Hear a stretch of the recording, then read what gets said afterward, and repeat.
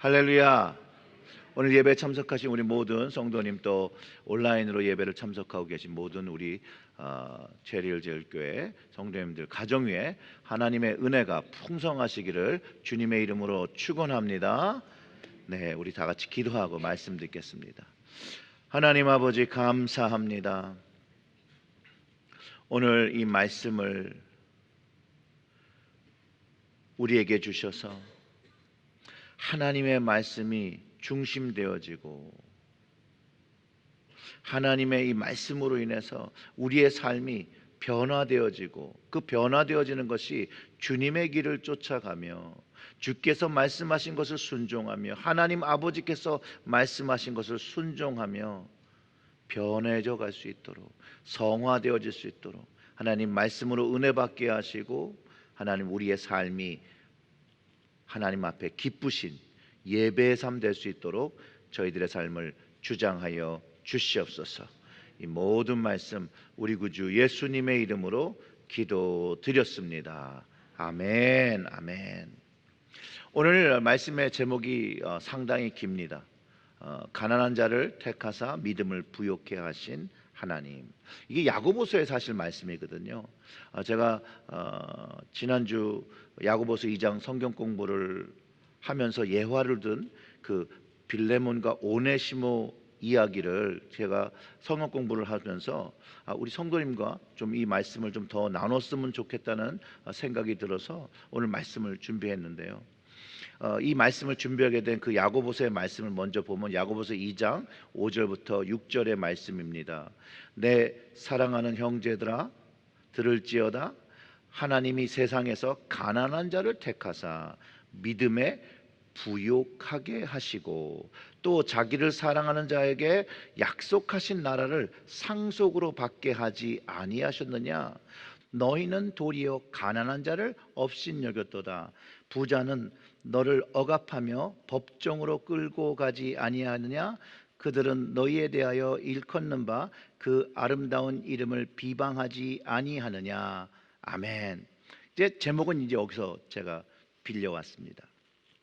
이 말씀이 어떤 맥락이냐면, 교회에서 가난한 자를 차별해서는 안 됨을 가르쳐 주는 것이죠. 연약한 자들을 차별하거나 억압해서는 안 된다라고 가르쳐 주는 거예요.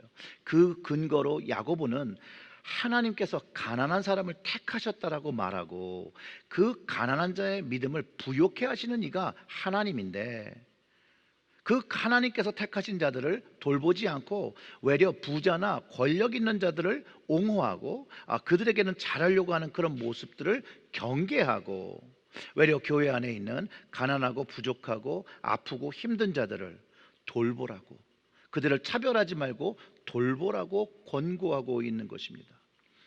이와 같이 하나님은 명확하신 게, 하나님은 가난한 자, 가난한 그 심령을 택하셨다는 거예요.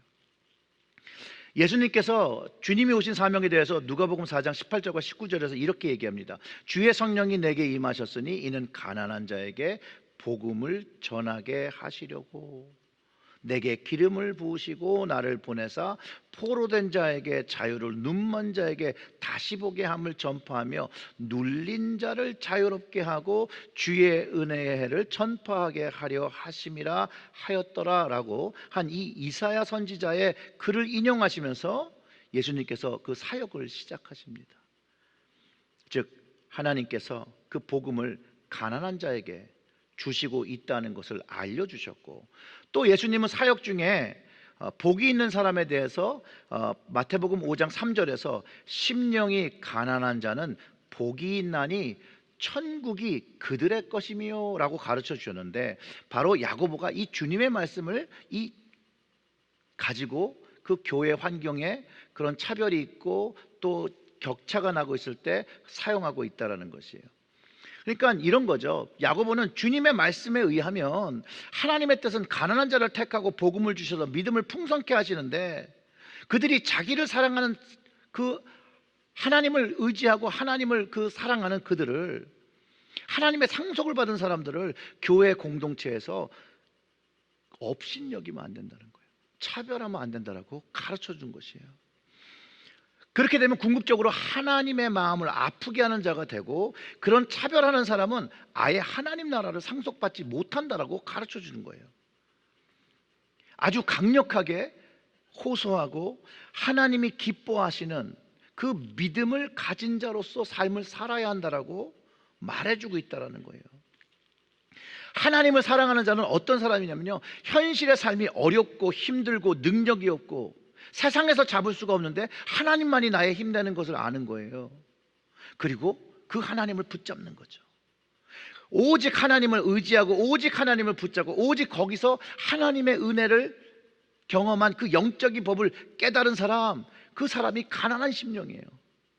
그래서 하나님의 나라를 상속받는다라고 가르쳐준 주님의 말씀을 반복하고 있다는 거예요. 그리고 야고보가 말하는 부자는 자신이 이룬 것을 신뢰하고 그것에 의해서 너무 교만해서 남을 낮게 여기는 사람. 근데 이것이 자신이 이룬 것이 뭐냐면 돈이 될 수도 있고 명예가 될 수 있고 권력이 될 수 있고 교육 수준이 될 수 있고 자기의 직업이 될 수 있는데, 그 모든 것이 자기 우상을 만들어서 하나님을 의지하지 않고 외려 하나님의 백성된 사람들을 억압하고 차별하고 낮게 여긴다라고. 근데 그들은 그런 마음으로는 하나님의 나라를 상속받을 수 없다라고 가르쳐 준 거예요. 여러분, 물론 부자가 믿음이 좋아요. 좋을 수 있어요. 그런 부자는 믿음이 없다라고 얘기한 게 아니에요. 권력 있는 사람 믿음이 좋을 수 있어요. 세상적으로 많은 것을 이룬 사람 믿음이 좋을 수 있어요. 근데 그도 가난한 심령이 되어야 된다는 거예요. 하나님을 의지하고 하나님을 바라봄이 가난한 심령이 될 때 하나님 나라를 상속한다는 것이죠. 그리고 이런 심령이 가난한 부자와 세상에서 이룬 사람들이 하나님을 경외하고 겸손하여 사람을 차별하거나 가난한 자를 업신여기거나 가난한 자를 억압하거나 병든 자를 무리하게 대하지 않고 모욕하지 않는다라는 거죠. 그래서 자신들에게 빚을 지거나 돈을 갚아야 할 사람들을 법정으로 데려가지 않는다는 거예요.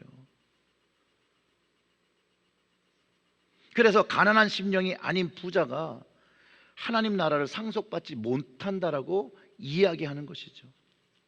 그래서 이 시점에서 우리 스스로에게 질문해야 되는 거예요. 나는 하나님 앞에 가난한 심령의 사람인가?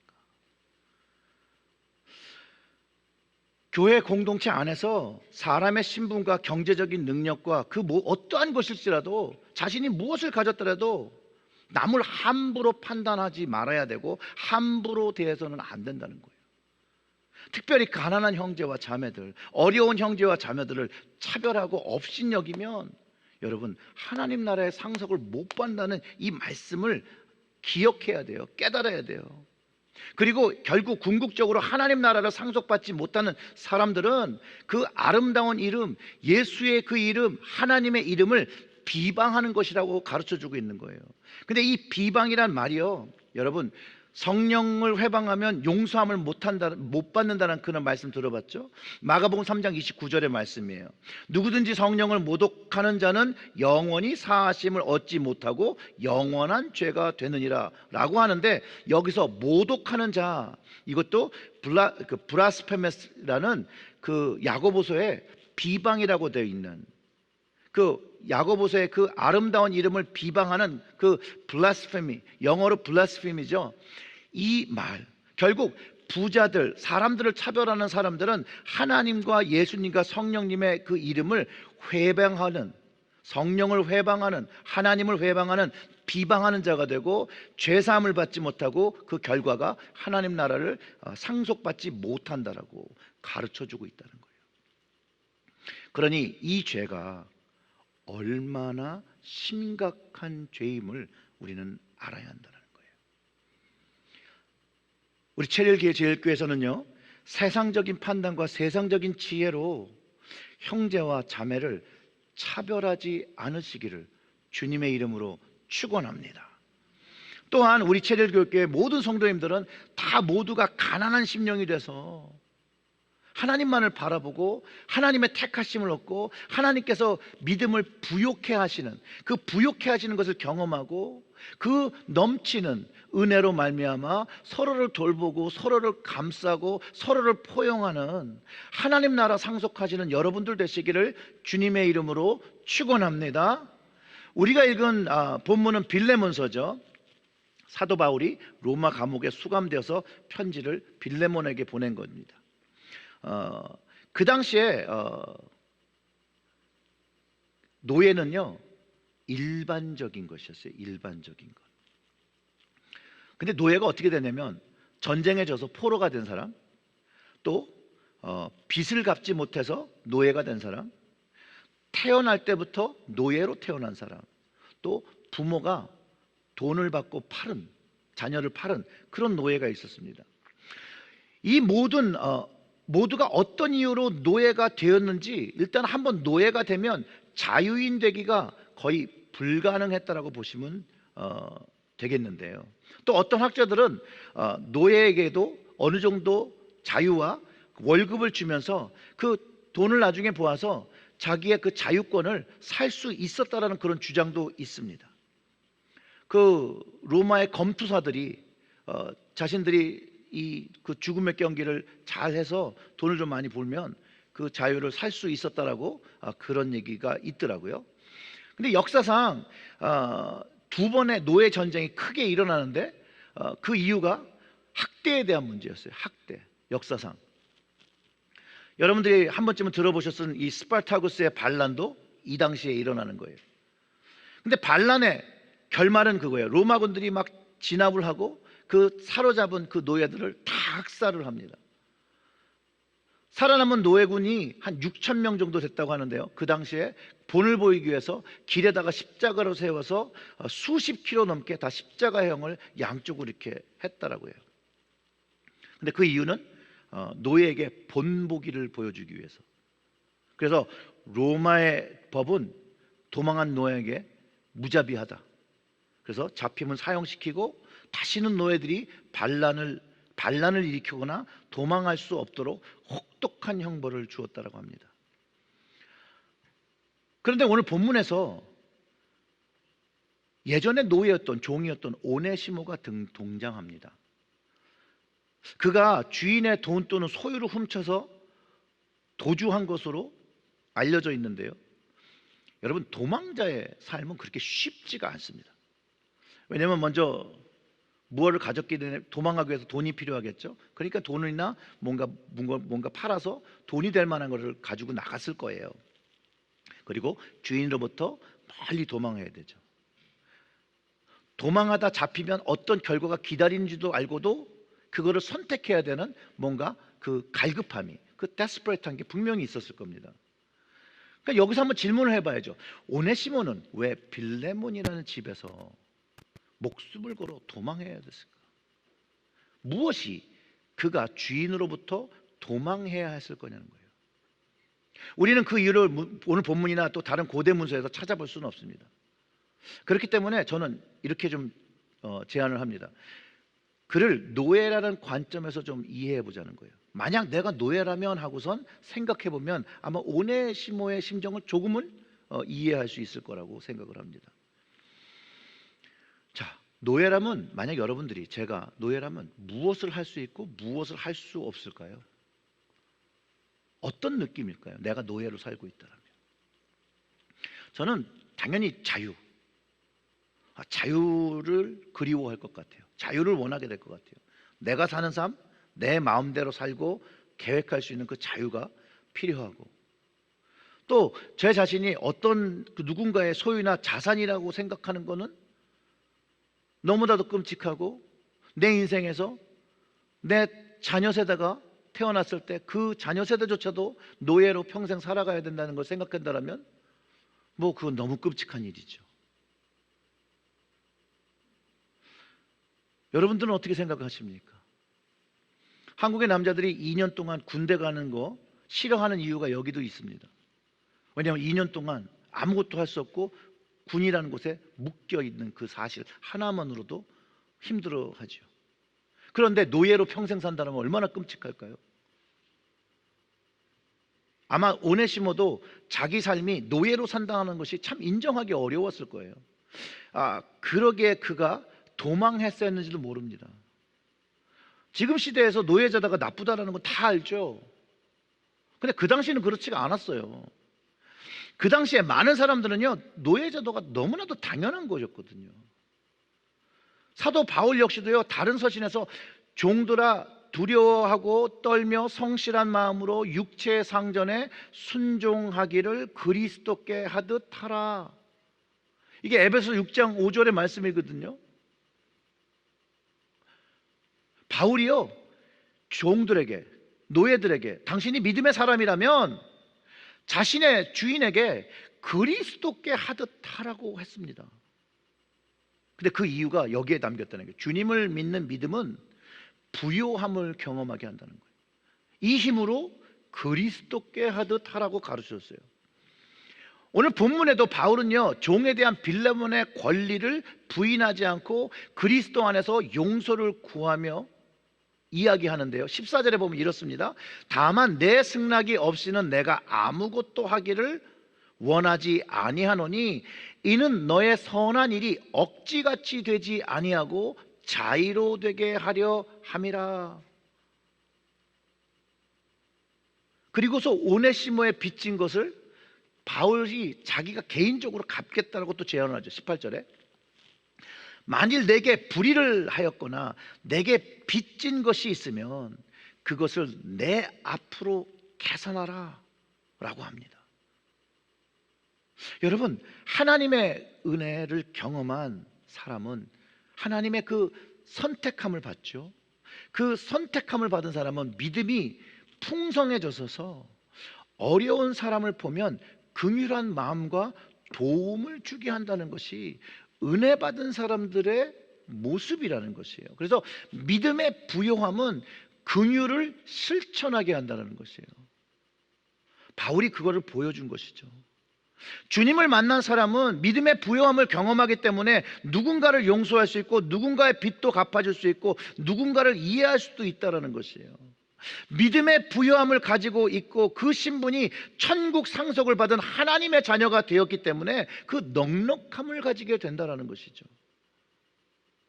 여러분, 아직도 이 지구상 어느 편에 노예 제도 같은 그런 억압된 제도가 있다는 이야기를 듣죠. 저는 개인적으로 그런 나라에 그리스도의 복음이 들어가서 오네시모와 빌레몬이 경험한 그 예수님을 통해서 자유함이 선포되어지는 일들이 일어나야 되고, 그렇기 때문에 복음 전파가 중요하고 선교가 중요하다는 것이죠. 오네시모는 바울을 감옥에서 만났습니다. 그가 그 감옥에 어떻게 들어간지 모르지만 분명한 한 사실은 그가 거기서 바울을 만났고 거기서 주님을 만났고 변화됐다는 것이에요. 그리고 그곳에서 그리스도 예수로 인해서 바울의 형제가 되어지고 바울은 그를 영적으로 낳은 영적 아들이라고 얘기를 해요. 잠깐 그 전으로 돌아가면 빌레몬도 예수 믿는 사람이었어요. 근데 빌레몬의 집에서는 예수를 못 만났어요. 도망갔어요.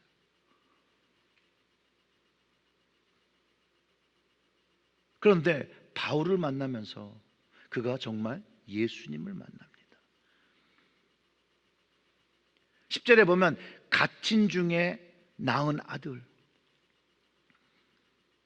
갇힌 중에 낳은 아들,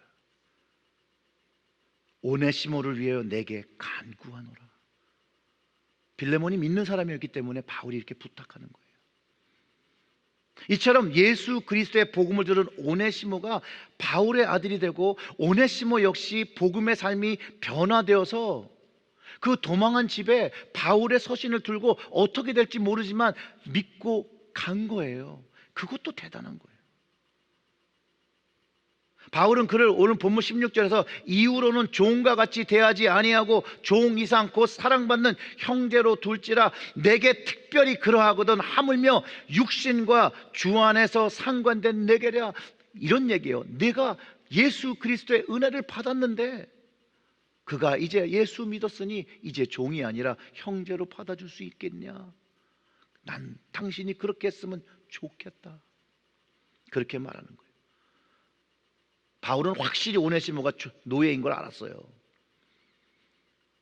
그러나 그는 그 신분이 노예 신분이었지만 오네시모를 종이나 노예로 여기지 않고 예수를 믿음으로 형제로, 영적 아들로 여겼다라는 거예요.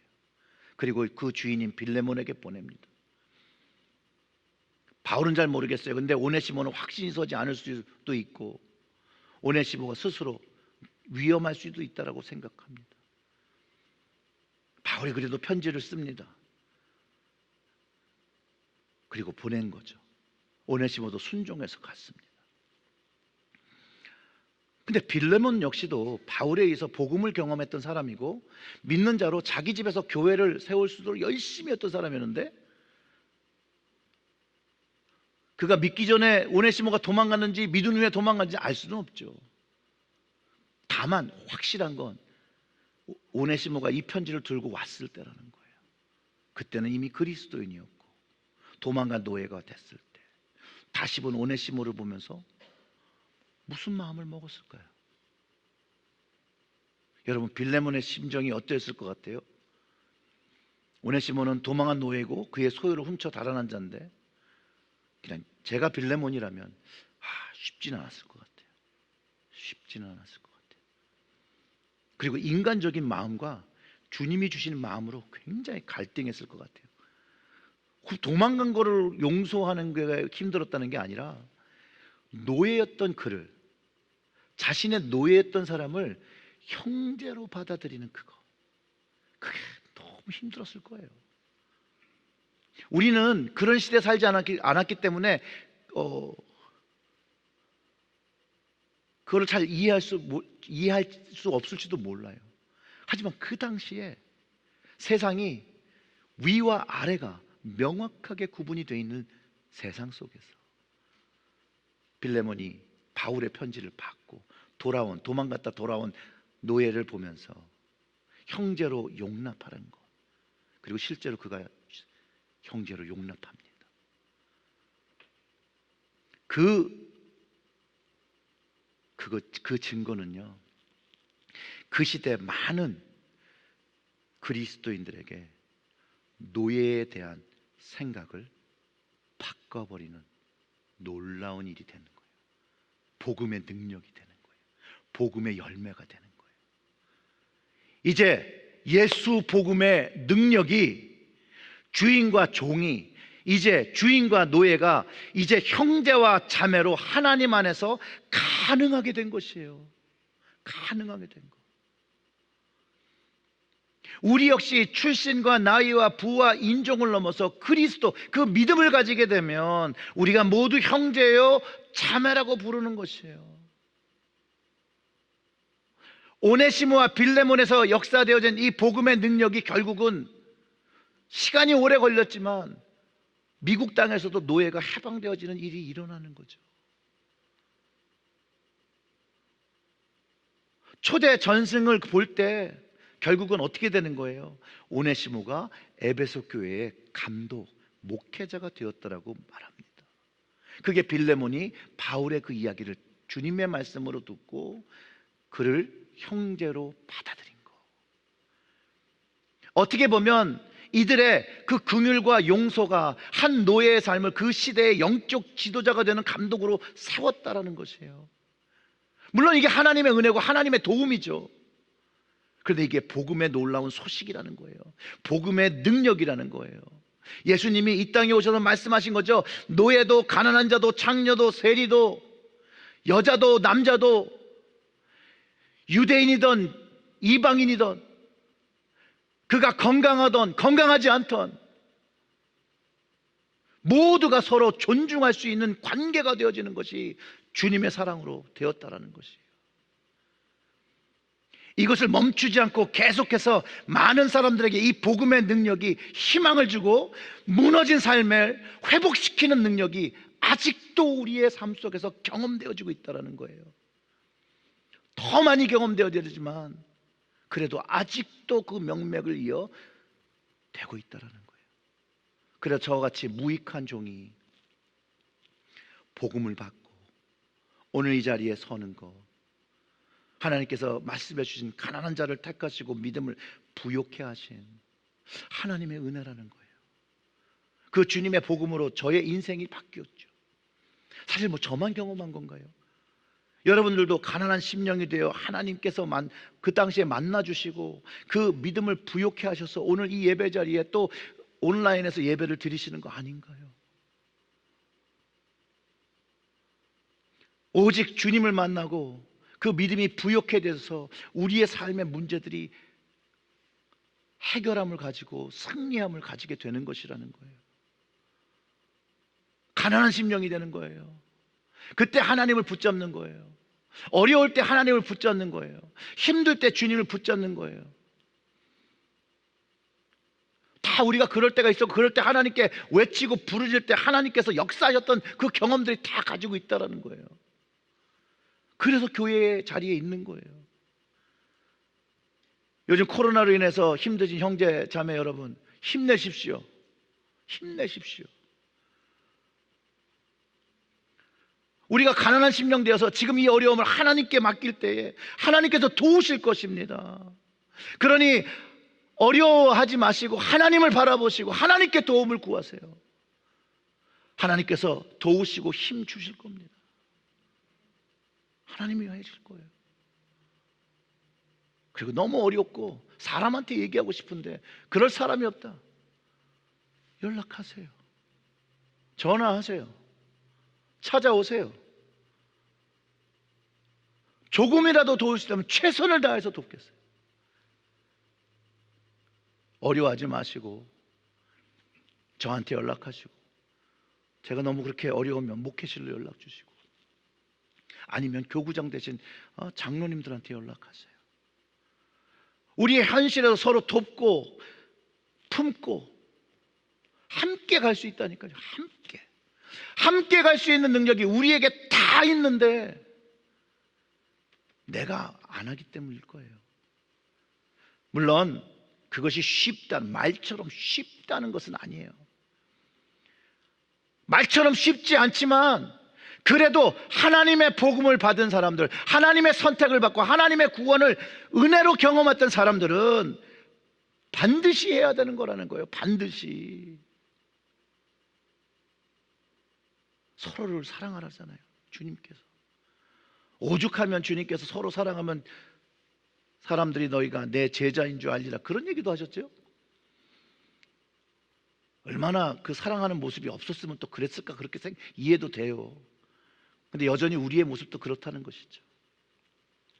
사람은 남도 용서를 잘 못해요.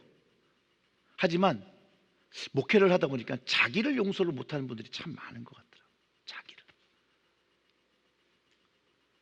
근데 제가 목회하면 너무 놀랐던 건 의외로 자기 스스로를 용서하지 못하는 분들이 너무 많아요. 과거의 어떤 경험, 과거의 어떤 일 때문에 자기를 용서하지 못해서 하나님께로 더 한 발자국 나가지 못하는 분이 있는데, 제가 클리니컬 패스토럴 에듀케이션이라고 하는 그 교육을 받으면서 한 8개월 동안 병원에 계속 거기서 교육을 받으면서 병실에 돌면서 신방을 하고 그랬던 적이 있는데, 그때 만났던 군인 한 분을 만났어요.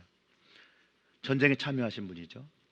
근데 그가요, 이렇게 얘기를 하는데 자신이 그 전쟁 때 한 일로 자기를 용서하지 못해서 너무 괴로워하는 거예요. 그래서 제가 그 얘기를 좀 들을 수 있냐. 근데 또 마침 또 그 얘기를 좀 해주셨어요. 그 이야기가 전쟁 중에 12살짜리 소년을 자기가 사살했다는 거예요. 근데 그냥 실수로 그런 게 아니라 그 12살짜리 아이가 총을 들고 있었다라는 거예요. 그래서 여러 번 얘기했대요. 총을 버려, 총을 내려. 계속해서 수없이 워닝을 주는데 이 아이가 총을 내리는 것이 아니라 총을 쏠 자세를 취해서 사살했다는 거예요. 그분이 그렇게 얘기해요. 그 아이를 죽이던 날에 자기의 믿음이 없어졌대요. 하나님을 믿던 믿음이 사라져버렸대요. 그리고 그는 수많은 사람들을 르완다에서 죽였어야 한다는 거예요. 그때 그가 그렇게 얘기했어요. 저한테. 나는 그때 지옥에 있었다는 거예요. 지옥에. 근데 그 이야기를 하는데 정말로 그분이 얼마나 힘들어하고 아파하는 게 저에게 느껴지더라고요. 그러면서 그 어린아이와 사람들을 죽인 자기를 용서할 수 없다고 고백하면서 막 눈물을 흘려요. 용서받을 데가 없는 거예요. 그래서 밤마다 식은땀을 흘리고 자기는 너무 그날이 너무나도 현실 같아서 잠을 깬다는 거예요. 그러면서 제가 무슨 말을 할지 알아서 그런지 하나님의 사랑과 용서에 대해서 더 이상 말하고 싶지 않다는 거예요. 너무 안타깝더라고요. 너무 불쌍하더라고요. 제가 할 수 있는 일이 정말 아무것도 없더라고요. 그런데 그 순간에 하나님께서 지혜를 주신 게 그거예요. 제가 그 클리니컬 그 패스토럴 에듀케이션 하면서 한 가지 영어 성경 구절을 외웠던 게 로마서 5장 8절이에요. 우리가 아직 죄인 되었을 때 그리스도께서 우리를 죽으심으로 하나님께서 우리에 대한 자기의 사랑을 확증하셨다. 제가 이 말씀을 얘기하면서 당신이 믿던 안 믿던 하나님은 여전히 당신을 사랑하고, 그리고 당신이 이렇게 괴로워하며 그 옛날을 그 죄책감을 느끼고 회개하며 후회하는 그것을 하나님 이미 아신다. 그리고 하나님은 그것을 용서하신다. 여러분, 이분이나 우리나 다 똑같은 죄인입니다. 물론 사람 앞에 누가 좀 더 의로울 수 있어요. 그런데 하나님 앞에는 다 우리가 죄인이에요. 근데 그 하나님은 그 죄인들을 사랑하신다잖아요. 그래서 그 독생자 되신 아들을 우리를 위하여 죽이심으로 인해서 우리를 용서하셨고 우리를 사랑하셨다는 걸 확증하셨다는 거예요. 확증. 그리고 우리가 회복되기를 원하신다는 거예요. 많은 사람들이 자신을 용서하지 못하고 괴로워하고 다른 이도 용서하지 못하고 갈등하며 살아가요. 근데 그때 이 마음은 지옥이에요. 지옥. 하나님은 우리가 그런 모습으로 살기를 원치 않으신다라는 거예요. 어떻게 하면 우리가 우리 자신도 용서하고 우리가 남도 용서하고 우리는 서로 사랑하며 살 수 있을까요? 하나님이 용서하시기 때문에 우리는 할 수 있어요. 그리고 그 용서를 받으시는 그 하나님, 우리의 그 회개를 받으신 하나님, 주님께서 용납하신 그 사람, 사랑하시는 그 사람을 용납하고 용서하고 사랑하라는 거예요. 그 이후에는 마치 사도 바울이 한 것처럼, 또 빌레몬이 오네시모를 용납했던 것처럼 내 힘으로 하는 것이 아니라 주님께서 우리에게 베풀으신 그 은혜로, 그 사랑으로, 그 능력으로 서로를 받아주고 포용하고 서로를 높여주라는 것이에요. 이름 모를 작가가 이런 이야기를 남겼습니다. 하나님께서 만약 우리에게 가장 필요한 것이 정보라면 우리에게 정보를 잘 줄 수 있는 그런 교육자를 보내주셨을 거래요. 하나님께서 우리가 필요한 것이 기술이라면, 그 테크놀로지라면 과학자를 주셨을 거라는 거예요. 만약 우리에게 가장 필요한 것이 돈이라면 하나님께서는 비즈니스맨이나 경제학자를 보내주셨을 거예요. 우리에게 가장 필요한 게 기쁨이라면 하나님은 우리에게 가장 잘 웃길 수 있는 유재석이나 강호동 같은 사람을 보내줬을 거예요. 그런데 우리에게 가장 필요한 것이 용서고 사랑이었기 때문에 하나님은 우리에게 구원자 되신 예수 그리스도를 보내주셨다라는 거예요. 예수의 복음의 능력, 이 용서의 능력은요, 이 은혜의 능력은 가난한 자와 그 심령이 가난한 사람들에게 부어지는 거예요. 그 부어진 걸 가지면 하늘나라의 상속자가 되어서 사는 거예요. 그 상속자가 된 그 복음을 받은 사람들은요, 성령께서 그 믿음을 부욕해 하시는 거예요. 그 안에서 하나님의 사랑을 받고 하나님을 사랑하게 되고 그 나라의 상속자가 됐으니 여러분 얼마나 감사해요. 여러분들이 재벌의 상속자라면 여러분 어떻게 좋으시겠어요? 안 좋으세요? 좋으시겠죠. 그런데 그 재벌의 상속자가 아니라 하늘나라의 하나님의 상속자예요. 얼마나 기쁠 수 있고 얼마나 이 자랑이 될 수 있는 거예요. 그게 자랑이 안 되면 문제인 거예요. 내 마음에 내가 하나님 나라의 상속자가 됐구나 라는 게 좋지 않고 기쁘지 않고 이게 별 감흥이 없으면 사실 그게 문제예요. 자, 그 상속자 재벌 2세 3세들이 밖에서 막 나쁜 짓 하고 다니면 욕먹죠. 누가 욕먹나요? 그 부모가 욕먹잖아요. 하늘나라의 상속자들이 재벌 2세들 재벌 3세들이 하는 것처럼 사고치고 다니면 누가 욕먹나요? 하나님이 욕먹잖아요. 하나님이.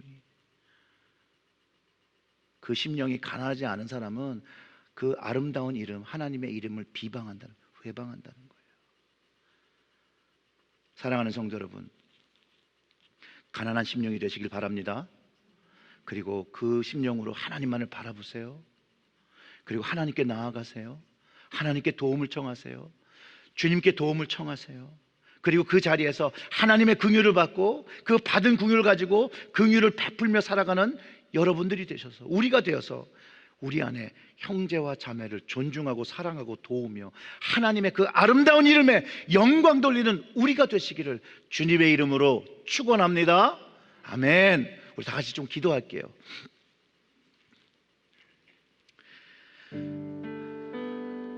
우리 이렇게 기도하시죠. 하나님, 가난한 심령이 되게 하세요. 가난한 심령이 되어서 하나님만을 바라보고 하나님만을 붙잡고 살아가게 해주세요. 이렇게 기도했으면 좋겠어요. 그리고 지금 현재 삶으로 어려우시고 힘드신 분들, 하나님만을 붙잡으세요. 정말로 주님이 하십니다. 그 갈급하고 안타까운 마음이 하나님이 찾으시는 그 가난한 심령이에요. 그 심령을 하나님께 드리세요.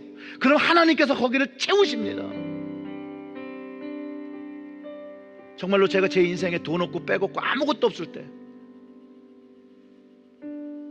하나님께 나아갔을 때 하나님 만나주셨어요. 여러분들도 그 하나님 만나셨잖아요.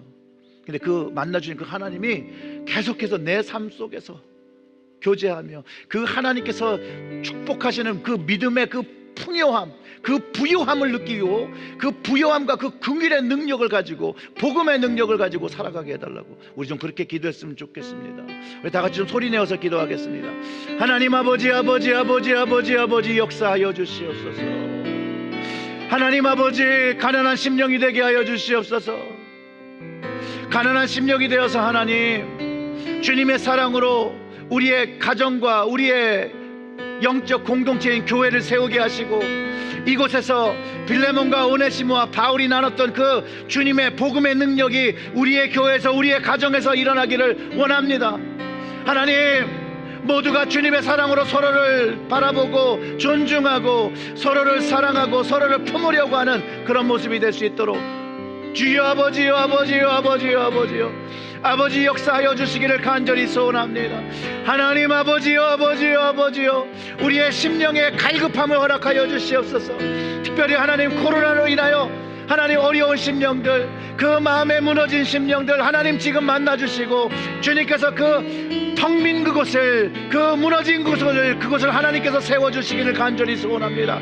성령님께서 하나님 만져주시옵소서. 그 마음에 채워지지 않는 것들을 하나님 채워주시옵소서. 하나님 간절한 마음으로 부르짖으며 나오는 그 마음을 채워주셔서 하나님으로 인하여 진실한 하나님을 만나고 진실한 하나님의 그 믿음의 풍요를 주신 그것으로 살아갈 수 있도록 하나님이 역사하여 주시기를 간절히 소원합니다. 각 가정마다 하나님 지금 갈급한 심령이 되어 기도하는 그 심령들을 만져주시고 하나님 말씀 들을 때 그 말씀에 감동하여 그 흐르는 그 심령의 눈물을 하나님 닦아주시기를 간절히 소원합니다. 하나님께서 말씀하여 주시옵소서. 아들아 딸아 힘들어하지 마라. 내가 여기 있다. 내가 너를 낳았다.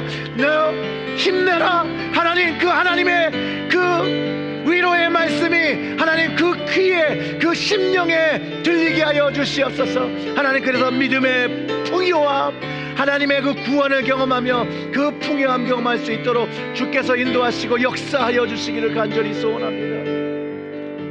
하나님,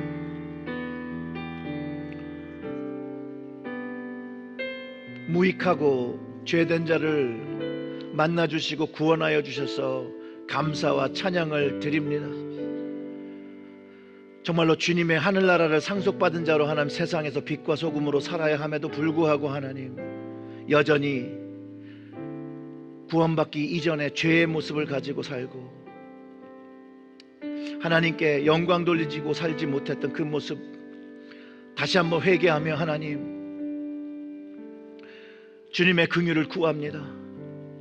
주님의 그 십자가의 긍휼로 이 시간 전에 지었던 그 모든 것들을 용서하시고 우리의 심령이 하나님만 바라보는 갈급한 심령이 돼서 하늘나라를 상속받고 그 상속받은 상속자의 모습으로 하나님의 그 이름에 누가 되지 않도록 외려 우리의 삶의 모습이 빛과 소금의 모습이 되어 하나님께 영광 돌리는 그 모습이 되어질 수 있도록 저희들의 가정을 주장하여 주시고 우리의 체릴제일교회를 하나님 축복하여 주시옵소서.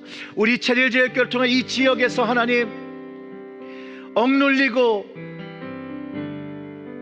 힘들고 병들고 아픈 심령들이 주님을 만나고 오네시모가 바울을 통해서 주님을 만났던 것처럼 또 빌레몬을 통하여 용납된 것처럼 하나님 우리의 교회가 어렵고 힘들고 가난하고 아프고 사회에서 소외된 사람들이 주님의 사랑을 경험할 수 있는 복음의 통로 될 수 있도록 사용하여 주시옵소서.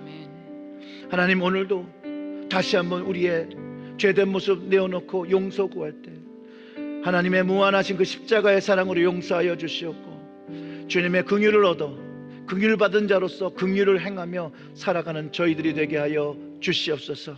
이 모든 말씀 우리 구주 예수님의 이름으로 기도드렸습니다. 아멘.